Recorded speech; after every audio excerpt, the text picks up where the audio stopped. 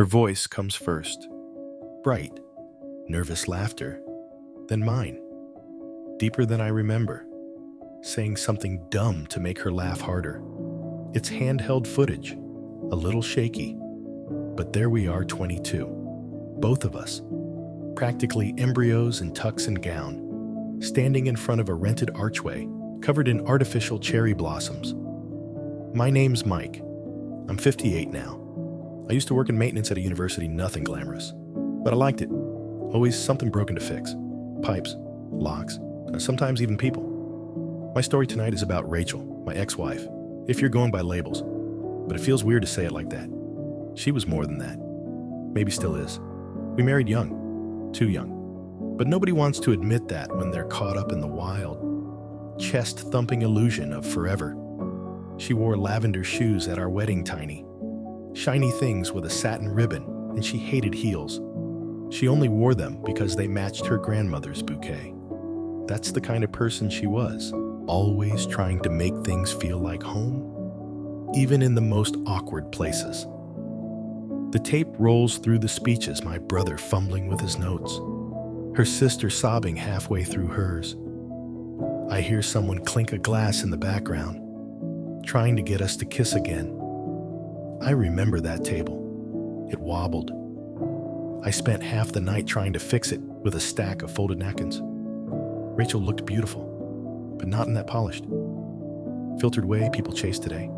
She looked real. Her hair wasn't perfect, her eyeliner smudged by the second hour, but her smile, it was anchored, like she knew something I didn't yet, like she was sure. And me, I was smiling too.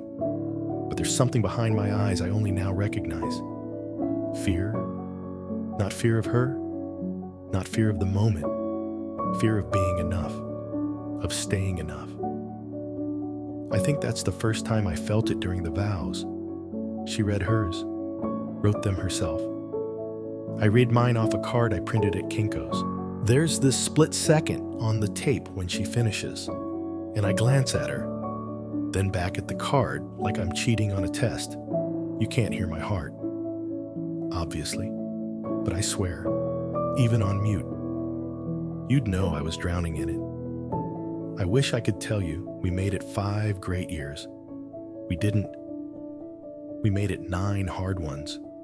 And this tape, this hour-long highlight reel, makes it all look so gentle, like nothing bad ever followed.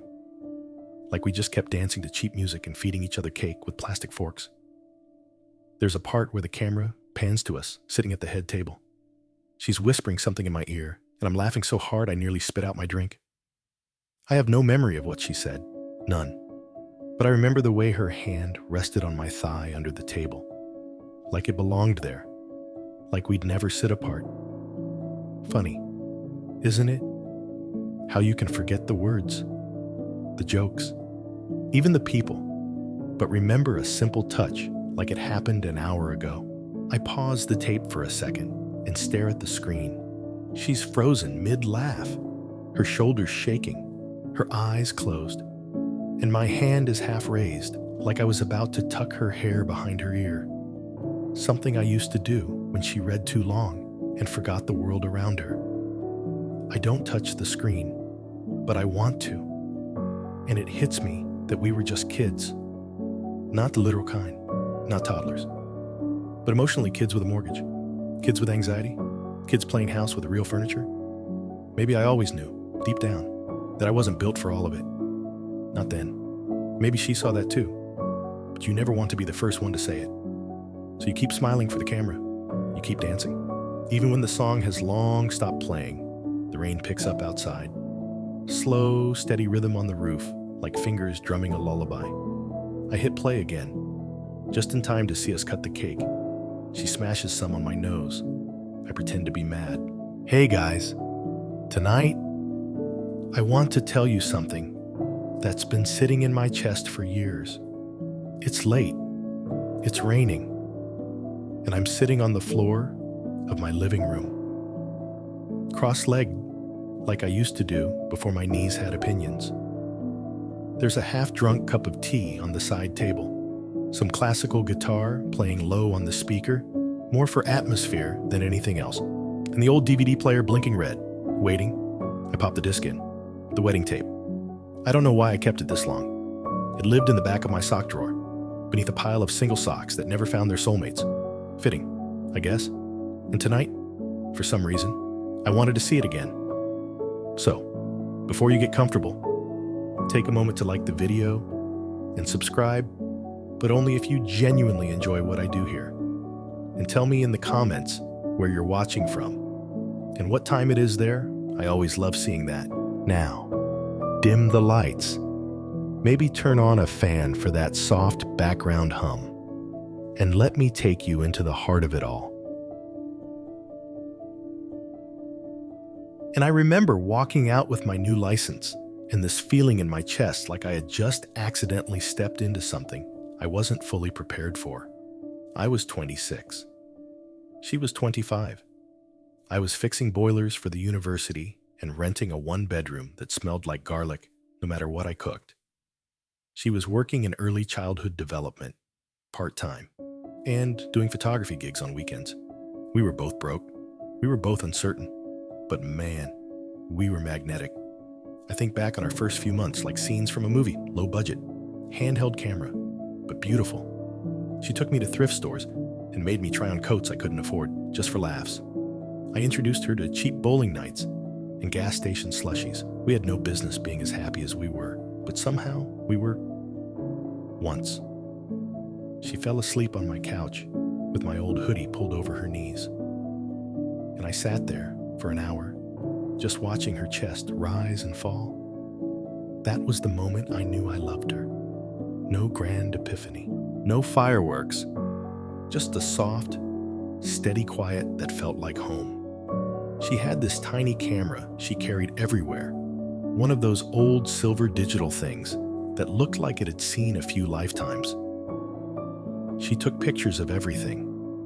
Leaves on sidewalks, my hands when I wasn't paying attention, her breakfast, her feet in those lavender shoes. She said documenting joy kept her from taking it for granted. At the time, I thought it was sweet. Now, I think it was brilliant. I remember one day, we were maybe 5 months in, she showed up to my apartment with a shoebox. Inside were printed photos, dozens of them, clipped together with a rubber band. For someday, she said. I laughed. What someday? She shrugged. Just in case we forget how it started. God, what I wouldn't give for that box now. Back then, we thought love was about collecting moments. Cute ones, bright ones. We didn't know about the slow erosion that happens when you don't tend to the in-betweens. We're both laughing so hard the video shakes again from whoever's holding the camera. And I wondered not for the first time why I ever let go of a laugh like that. The lavender shoes again. I don't know why that's what sticks in my head now of all things. Not her eyes, or the way she chewed on pen caps when she was nervous, or even the way she always knew when I needed a minute to breathe. No, it's the damn lavender shoes.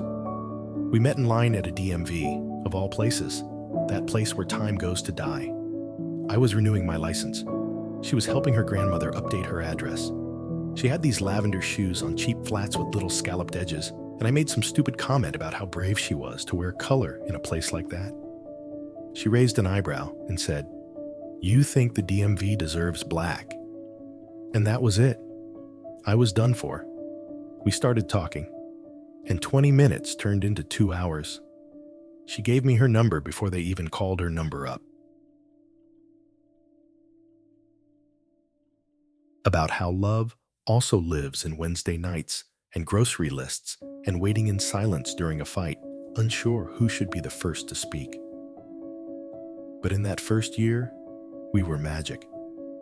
People saw us and smiled. I remember walking with her downtown, and some old man tipped his hat and said, "You two remind me of my youth." Rachel blushed so hard her ears turned red. I pretended to be offended.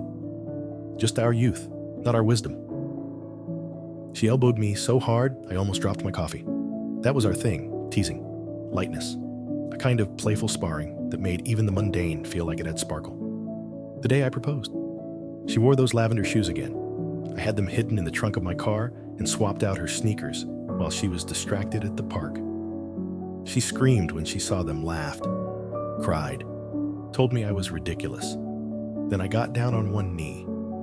No speech, just a ring and a question. She said yes before I even opened the box. I think I've spent years convincing myself that things didn't fall apart because we were bad for each other, but because we were too young. That if we'd met later after some therapy, some heartbreak, some career clarity, we would have had the tools to make it last. But maybe that's just a lie we tell ourselves so we can sleep at night. The truth, we were right for each other, just not ready for each other. There's a difference. I pause the tape again and rewind to the scene where she walks toward me down the aisle. The camera angle is terrible off-center, and the zoom is way too aggressive, but it catches the way her eyes search for me in the crowd, like she couldn't breathe until she saw my face. And all I can think is, how did we go from that to not even speaking anymore? I think the unraveling began quietly, like a thread slipping loose at the bottom of a shirt. You don't notice it at first. You just keep wearing the thing, washing it, stretching it, not realizing that every tug, every careless movement is making it worse. And then one day, you look down and the whole hem is gone. It started with late nights. I picked up a second job when the school cut budgets and hours, plumbing side gigs on the weekend. I told myself it was temporary, just a phase until things evened out. Rachel was supportive at least. She said the words, but I'd come home to cold dinners and silence more often than not. Her camera started gathering dust. She started staying later at the daycare center. She'd text me pictures of finger paintings and glitter disasters. I'd send back a thumbs up or a heart. But I didn't ask questions. I didn't ask how her day really was. I just figured we were both tired. And that's what grown-up love looked like, quiet coexisting. But I was wrong, and I think I knew it even then. There was one night we were supposed to go to her friend's gallery show. I'd promised her, circled the date, even ironed my one good shirt. But a last-minute emergency pipe job came through, and I took it. She didn't yell when I called. She just said, "Okay." In that voice, you only learn to fear after you've disappointed someone you love enough times. When I got home, she was already asleep, or pretending to be, on the fridge, in loopy handwriting. She taped a note. Hope the leak was worth it. It sounds dumb, but that stupid note hit harder than any argument could have, because there was no fight left in it. No ask, no anger, just resignation. That's when the silence started growing teeth. We stopped filling each other in on the little things. I didn't tell her when I got a bonus check. She didn't tell me when her sister got engaged. We still lived in the same space, still shared coffee in the morning, but we stopped making eye contact, stopped laughing. The jokes dried up, and when they did appear, they landed like bricks. At one point, I bought her flowers just because it felt overdue. She looked at them, gave a tired smile, and said, "These are pretty."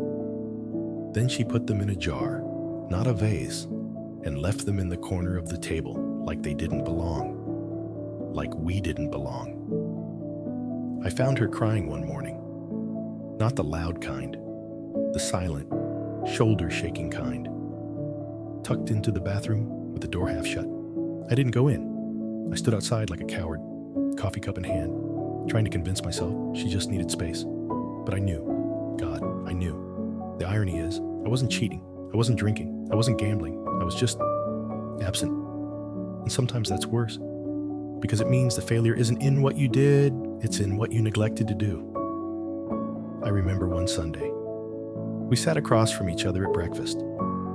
Pancakes, eggs, the usual. She said, "Do you think we're happy and without thinking?" I said, "Yeah, I think we're just tired." She nodded, and that was it. Looking back, that was probably the moment she decided to leave. Not right away, but eventually, a few weeks later, I came home to find a half-packed suitcase on the bed. Her lavender shoes were sitting neatly beside it. I sat down next to them like they might offer some kind of answer. She walked in, saw me there, and for the first time in a long time, she looked me in the eye.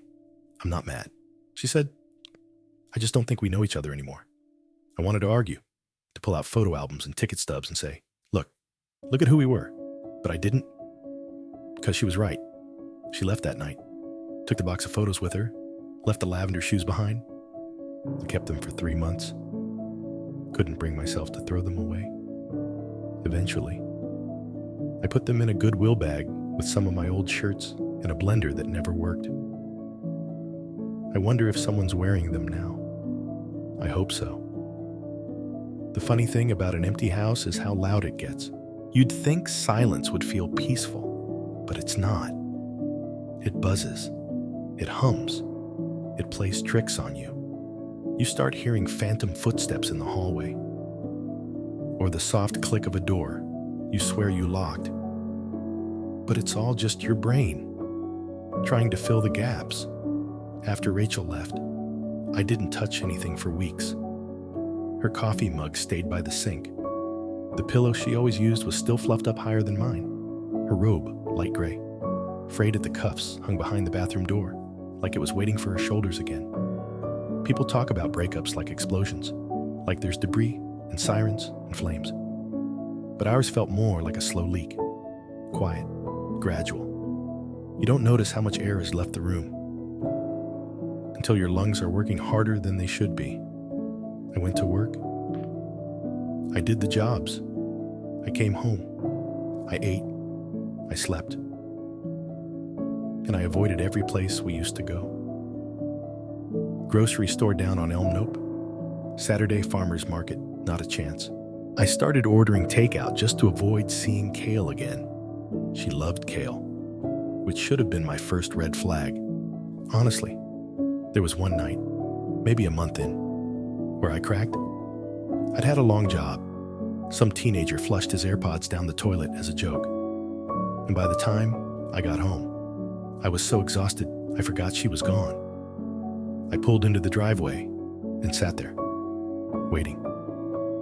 I even looked over at the passenger seat, expecting her to be there, scrolling on her phone and making some joke about my old man music. And when I remembered she wasn't, I just rested my forehead against the steering wheel and stayed there for half an hour. That's when I started doing the thing I hadn't let myself do until then. Replay. Frame by frame. Every moment I brushed her off. Every small rejection that didn't seem like a big deal at the time. I remembered her asking if I wanted to learn the new espresso machine. I'd shrugged it off. I remembered her offering to take a dance class together. I said I had bad knees. I just didn't want to look silly. Joke's on me. I look silly now. Talking to ghosts in a driveway. I did try to text her. Once. Just a hey. Hope you're okay. She responded with a thumbs up emoji. That one digital thumb crushed me more than any long paragraph ever could have. She blocked me after that. I know how that sounds, but I think she needed to. I think she needed a clean break, and I wasn't helping by lingering. Still, I'd check her Instagram sometimes. She stopped posting pictures of plants and started posting pictures of sunsets. Lots of them. I read into it, of course. Was she saying goodbye to something starting fresh? Or was she just getting better at photography? I'll never know. One night, after a few drinks, which is to say, 3 beers and a sad attempt at whiskey, I tried calling her sister. Not to talk to Rachel, just to hear a voice that still had her DNA in it. Ellie didn't answer. But the next morning, I woke up to a message that said, "Please don't do that again. Let her heal. That one hurt." But I understood it. Healing is a weird thing. People say it's about moving on, but sometimes it feels more like walking through fog. You keep going, but you're never sure if you're getting somewhere or just wandering in circles. So I wandered. I cleaned out the fridge, Finally threw away the wilted spinach she'd bought right before she left. I found one of her earrings in the dryer lint trap. A tiny pearl stud. I kept it, still have it. Actually, it's in the drawer with my old receipts and expired coupons. Sometimes I hold it between my fingers, just to remember something soft. The house stayed quiet, but the silence changed. It stopped buzzing. It started whispering. I couldn't always make out what it was saying, but it felt like it was trying to tell me, "You're still here. You didn't disappear." And I didn't. I'm still here, even if she's not. You ever notice how a man can survive all the big things? But it's the little ones that cut deepest like. I could walk into a room full of strangers, no problem, but opening the drawer where she kept her tea bags, that was a full-blown ambush. It was a Tuesday, maybe 2 months after she left. I was standing in the kitchen in my socks, deciding whether to bother cooking or just microwave something pathetic. And I opened the drawer to grab a fork, but I grabbed the wrong one. And there they were, her teas. Lemon ginger, peppermint, that weird hibiscus one that smelled like a garden funeral. It hit me right in the chest, like I'd just been caught cheating on someone who was already gone. I picked one up, sniffed it, and laughed. Out loud. I actually stood there giggling in my cold kitchen, holding a tea bag, because all I could think was how she used to say, "This one tastes like regret, but in a good way." And that was it. I just sat down right on the kitchen floor, like someone unplugged my legs. I brewed the tea. I didn't even like it.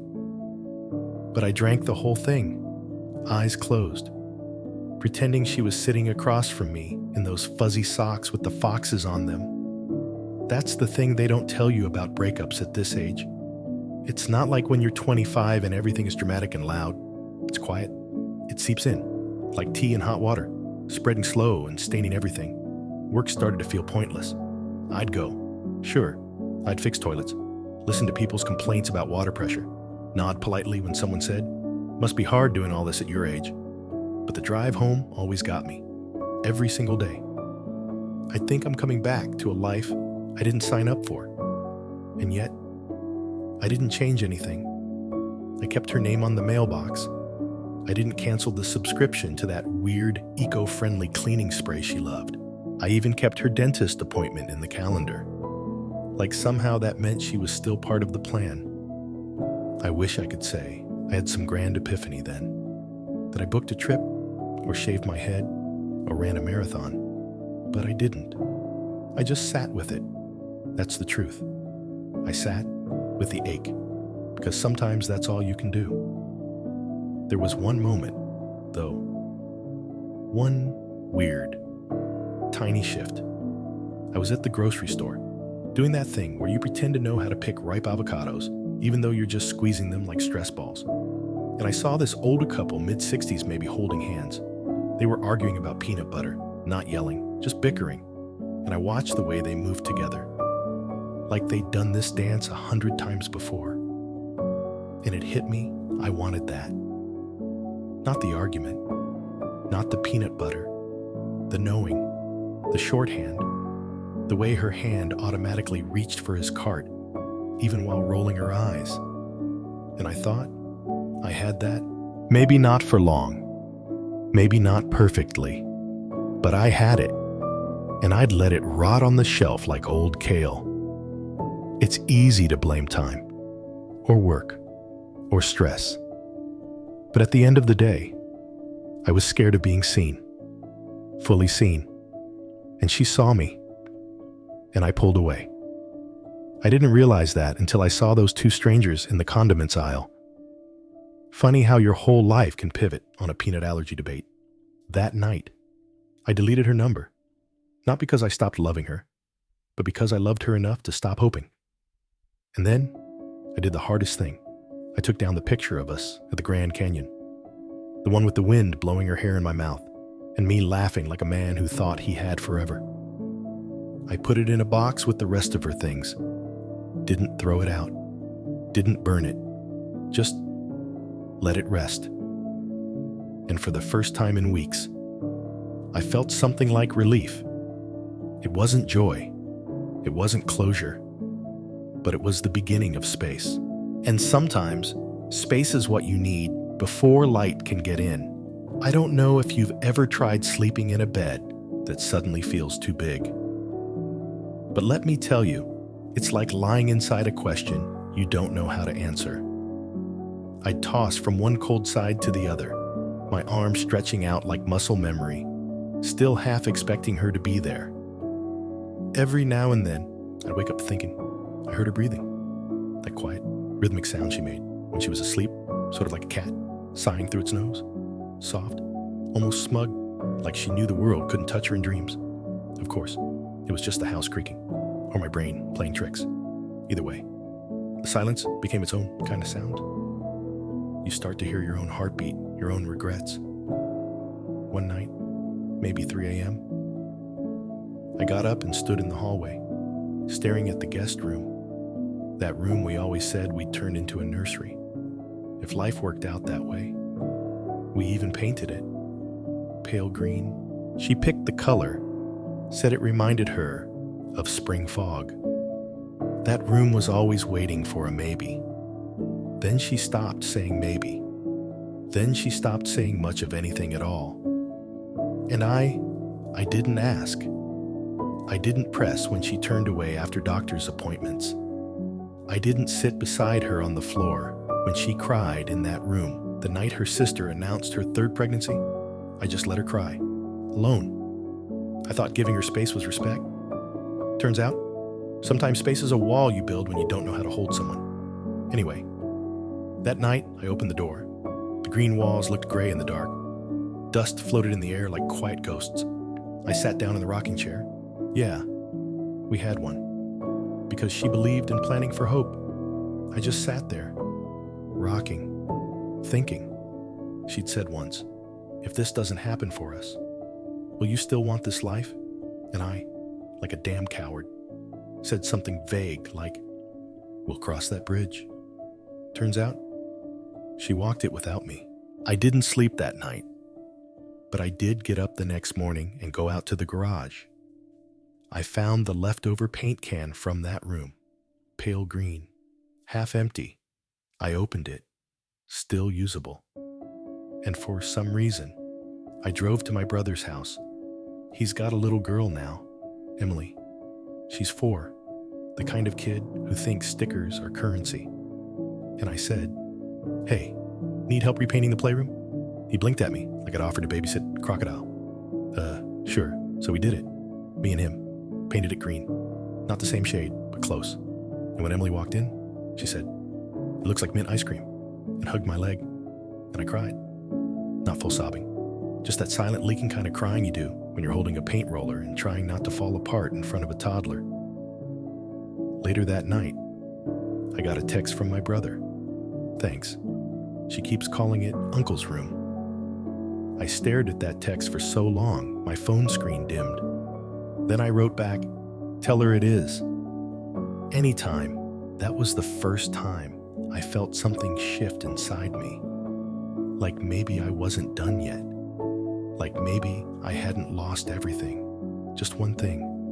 One very big thing. But not everything. I wish I could call her and tell her that. Not to win her back. Not even for closure.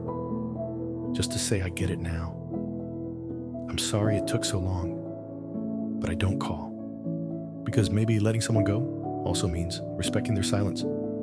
Still, some mornings I make that tea, the one that tastes like regret, and I drink it on the back porch, and I listen to birds, to wind, to the absence of the life we built. It's not peace, exactly, but it's not pain anymore either, and that feels like something. There's a drawer in the kitchen I still haven't cleaned out. You know the one I mean. We all have one, it's half junk, half memories, batteries that don't work, keys that go to nothing, a birthday candle shaped like the number 2 from a party we never hosted.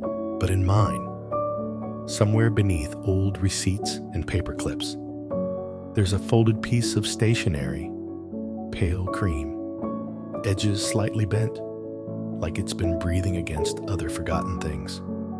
Her handwriting on the front, read later. She wrote that a week before she left. I found it the next morning, right beside the toaster, where she knew I'd eventually see it. But I didn't open it. Not then, not for weeks, maybe longer. I tucked it into the drawer, telling myself I wasn't ready. Truth was, I was afraid of what it might say, afraid it might confirm what I already knew, that I let her down in 100 ways, so quiet I didn't even hear them piling up. But one night, I'd had too much wine, cheap red, the kind that leaves your mouth dry and your thoughts wet. I opened the drawer and I read it. It wasn't long, just a few lines. She said she still loved me, but she couldn't stay in a life that felt paused, that she needed joy, not just comfort, that she hoped one day I'd forgive myself not for what I did, but for what I didn't do. She ended it with, "You were always enough. You just didn't believe it." That line, God, that line felt like someone turned my ribs into glass and whispered through them. Because the truth. She was right. I spent so much time trying to seem okay, trying to be the steady one, the problem solver, the fixer, that I forgot to let her in. I didn't believe I could be enough for her dreams. So I stood back, nodded along when she wanted more, said, "Yeah, we'll see," when I should have said, "Yes, let's." I thought I was being realistic. She heard resistance. The kicker is, I did want all of it. The messy house, the midnight feedings, the tiny socks in the laundry. But I wanted it quietly, cautiously. She needed someone to want it loud, and I never learned to shout. After I read the letter, I folded it again, just as carefully, and put it back. Not because I wanted to hide it, but because it didn't belong in a trash bin. It belonged in that drawer, in the messy, real, almost future we had. I didn't call her. I didn't message. I just sat with the truth. Let it ache. And here's the thing. No one tells you regret isn't always a sharp stab. Sometimes it's a dull echo, a song you remember the words to, even if it never comes on the radio again. That weekend, I went out and bought fresh bulbs for the back garden lights. She used to say the backyard looked like a haunted mansion after dusk, and I always shrugged. But now, I string up soft yellow lights along the fence. I sit out there sometimes, and barefoot in the grass, tea in hand, and I let the stillness hum. I imagine her there, not as someone I want back, but someone I'm finally not afraid to remember clearly. I picture her laughing, rolling her eyes, wearing one of those oversized sweatshirts that made her look like a comfy storm cloud. And sometimes I talk to her, not out loud, just in that way we all do when we're alone and the dark feels a little too still. "Hey, I think you were right, and I swear, if wind could nod, it does." There's a photo on my fridge that I still haven't taken down. It's us. In front of the lake house, we rented that one September blue sky. Leaves just starting to rust at the edges. She's got her arm looped through mine. Sunglasses perched on her head like she's too cool for a sunburn. And I'm grinning like a guy who has no idea his world will shift a year later. You can see the porch swing behind us. She wanted one just like it for our own place, I said. "Sure, someday," she said. "Why not now? That was our rhythm, wasn't it?" She dreamed in now. I planned for later. I think about that trip more often than I'd like to admit. How she packed us matching mugs because Instagram might care. And how she made playlists for the drive. Color-coded for mood. Rainy drive, sad. Sunset highway bliss. Let's not talk, just hum. We danced in the kitchen that night. I remember the song. I remember the smell of garlic on our hands. And how she made me spin her like we were in some off-brand rom-com. The light over the sink flickered, and she said, "Even this moment deserves a soundtrack." I didn't realize until later that she wasn't just being whimsical. She was leaving me breadcrumbs, trying to teach me how to be present. Because the hardest part about losing someone who's still alive is that you start to see every moment they were reaching out and how you miss the open hands. I used to tell myself I wasn't ready for the next step, for a kid, for change. But the truth is, I wasn't ready to risk joy. It always felt like something with a receipt attached, something you'd have to return when you broke it. She didn't fear broken things. She believed you could glue anything back together if you held it long enough. One night, about a year after the breakup, I saw her name pop up on a friend's tagged photo. Some group brunch I wasn't invited to. She looked lighter, like a balloon finally let go of the ceiling. And for a second, I was jealous. Not of whoever she was sitting next to, just of her peace. But I didn't click her profile. I didn't spiral. I just closed my phone and made toast, which for me was growth. That used to be a wine and Facebook deep dive night, but not this time. I've learned, little by little, that letting go doesn't mean you stop loving. It just means you stop holding the door open. There's a kindness in stepping back. I think about writing her sometimes.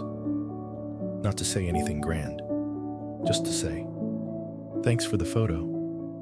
It still makes me smile, but I never do. Because this story, this version of us, belongs to that picture. And sometimes honoring a memory means not disturbing it. There's a bird feeder she gave me. I finally set it up in the yard.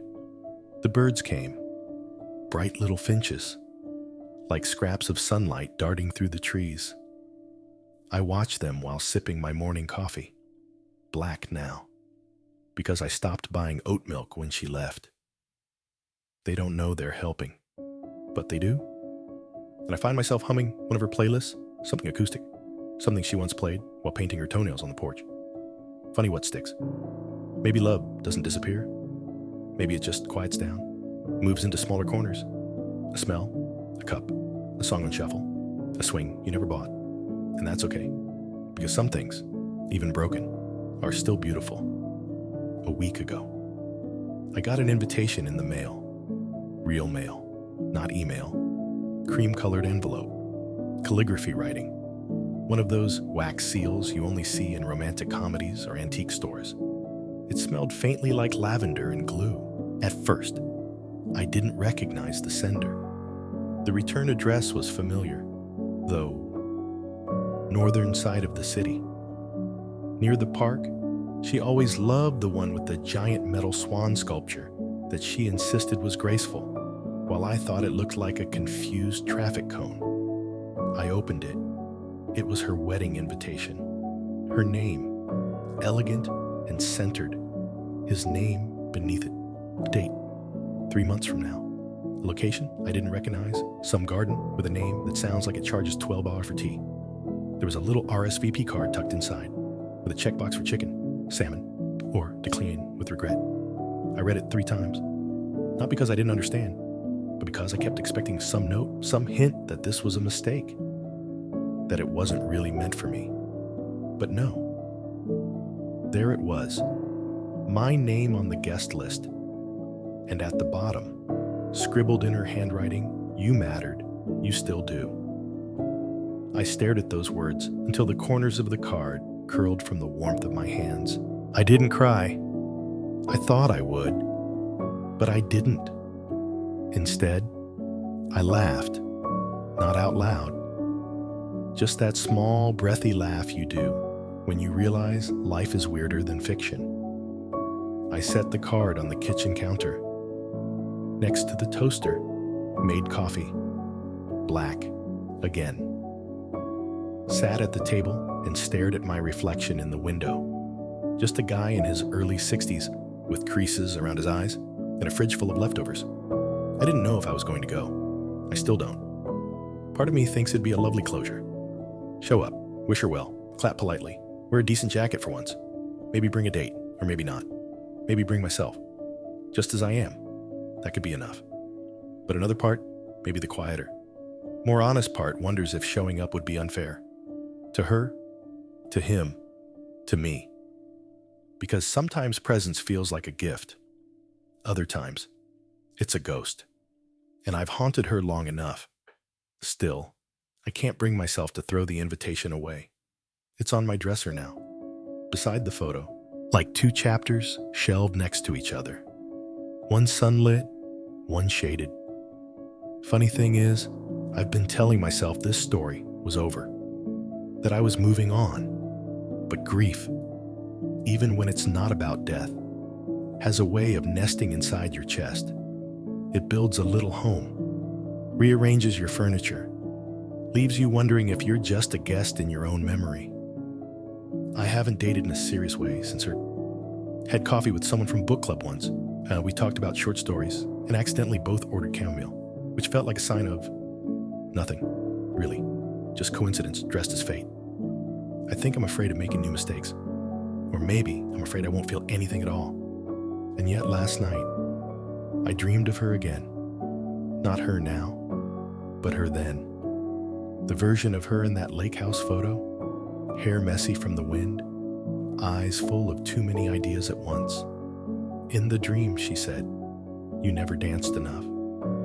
And I woke up smiling, not sad, just aware. Maybe I didn't, but maybe I still can. Maybe that's the point of her invitation. Not the wedding itself, but the reminder, the kindness of saying, "It's okay. You're allowed to keep going." I don't know if I'll ever send back that RSVP, but I do know this tomorrow. I'm buying a porch swing, not for anyone else, just for me.